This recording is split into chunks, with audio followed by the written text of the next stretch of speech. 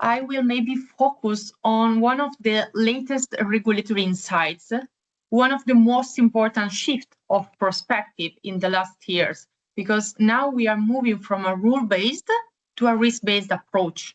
And this is applicable for the financial institution, for us, but also for the regulators and the authorities' inspections. So the expectation is not to have anymore a robust anti-financial crime framework. It's something more.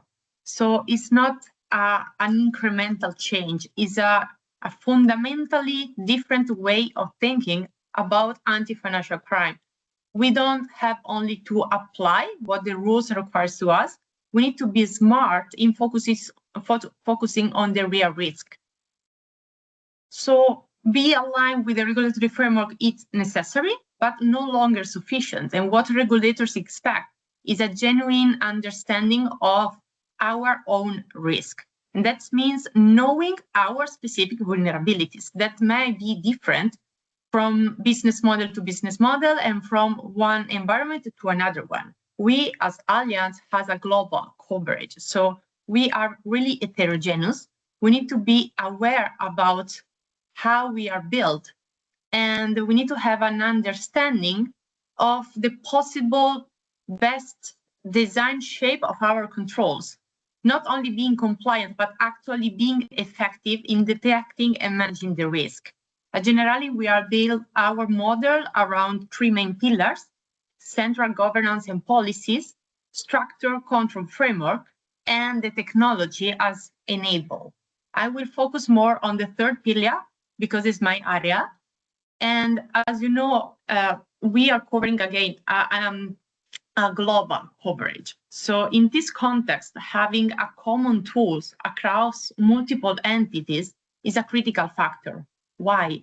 Because in this way, we can provide a baseline assurance that at least the processes covered by the tool are executed consistently across the group.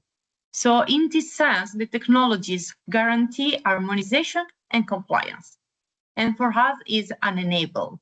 We work with central golden copy complemented by local partition, because this local partition allows us customization in line with these different business models, with different regulatory expectation, but still keeping a common core.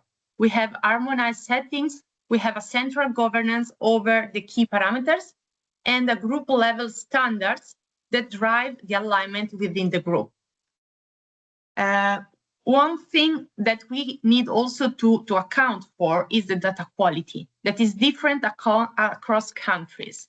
And we need to be pragmatic, and not all markets are at the same level of maturity. This is a fact. We don't have to pretend to be flat in the approach. We need to design an effective operating model, building not on a forced uniformity, but on something that is a balance between consistency and local relevance. To sum up, a truly effective anti-financial crime model, how can look like? Doesn't have to look consistent on the paper only. It's the one that works consistently in practice, the one that the authority expects from us. So for us, in my perspective, it's essential to be aware about our peculiarities, to apply from different cases. So in this sense, we need to fully apply the risk-based approach and answer properly in this sense.